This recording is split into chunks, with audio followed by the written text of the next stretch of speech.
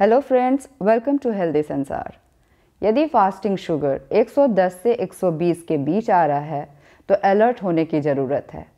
हो सकता है अगले 1 से 2 महीने में यह नंबर बढ़कर 150 हो जाए, क्योंकि यदि फास्टिंग शुगर 120 तक आ रहा है तो यह प्री डायबिटिक कंडीशन है। इससे आगे बढ़ते ही डायबिटिक पेशेंट के रूप में आपकी गिनती शुरू हो जाएगी। यदि मेरी बताई गई 3 बातों पर आप ध्यान दे दें और इसे अपने जीवन में अपनाना शुरू कर दें तो भविष्य में भी आप डायबिटिक होने से बच जाएंगे।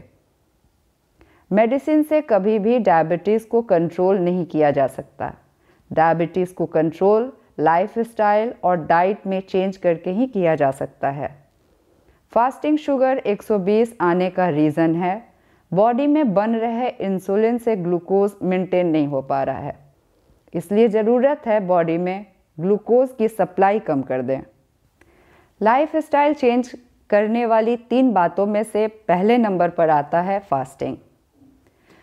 डेली 16 आवर्स की फास्टिंग बहुत ही बेहतर रिजल्ट देता है, पर इतनी देर की फास्टिंग सभी के लिए आसान नहीं होता। इसलिए 14 आवर्स की फास्टिंग कीजिए।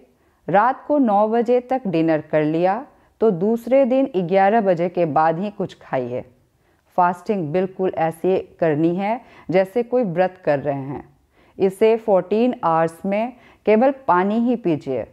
जिन्हें सुबह काम के लिए बाहर निकलना होता है वे पानी में कोई मसाला जैसे दालचीनी या जीरा या सौंफ उबालकर पी लीजिए, या थोड़ा सा अदरक भी उबालकर चाय की तरह पी सकते हैं।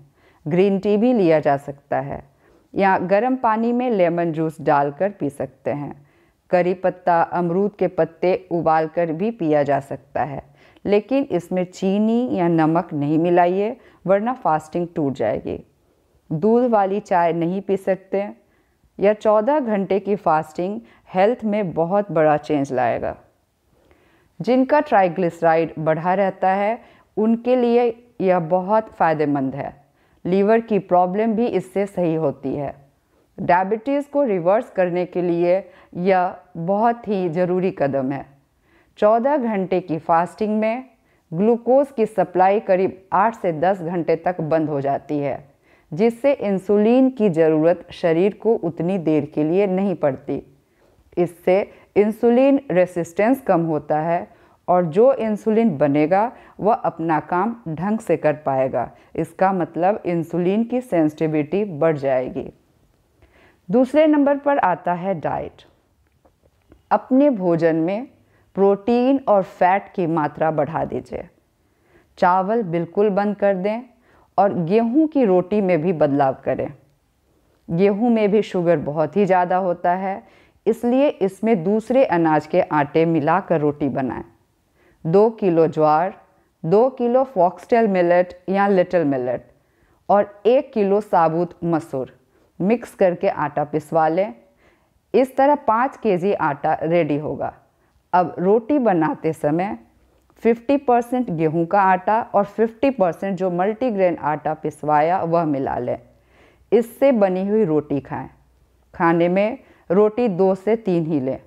सब्जी, दाल, दही, पनीर, अंडा यह सब चीज़ें ज़्यादा लें। 14 घंटे की फास्टिंग के बाद 10 घंटे का टाइम है जिसमें आप अपनी मनपसंद चीज़ें खाएं। केवल ध्यान रखें कि मीठी चीज़ें ना खाएं और मैदा से बनी चीज़ें भी ना खाएं। तीसरे नंबर पर आता है दूध पीना बंद कर दें। दही, पनीर, घी खा सकते हैं, पर दूध पीना बिल्कुल बंद कर दें। हमारी बॉडी में विटामिन डी की कमी हमेशा रहती है, इसलिए विटामिन D3 की टैबलेट साथ ही K2 की टैबलेट भी लेते रहें। विटामिन D3 की टैबलेट सप्ताह में 1 दिन लेनी होती है, जबकि K2 की टैबलेट डेली लेनी होती है। करीब 10 टैबलेट विटामिन डी की 6 महीने में 1 बार ले लेनी चाहिए। मतलब 10 वीक तक विटामिन D3 की टैबलेट लेकर बंद कर दें। फिर अगले 6 महीने में यह टैबलेट 10 दिन के लिए ले लें। विटामिन डी की कमी से हमारे इनर ऑर्गन्स और नर्वस सिस्टम ज़्यादा प्रभावित होते हैं, इसलिए विटामिन डी की कमी बॉडी में नहीं होने दें।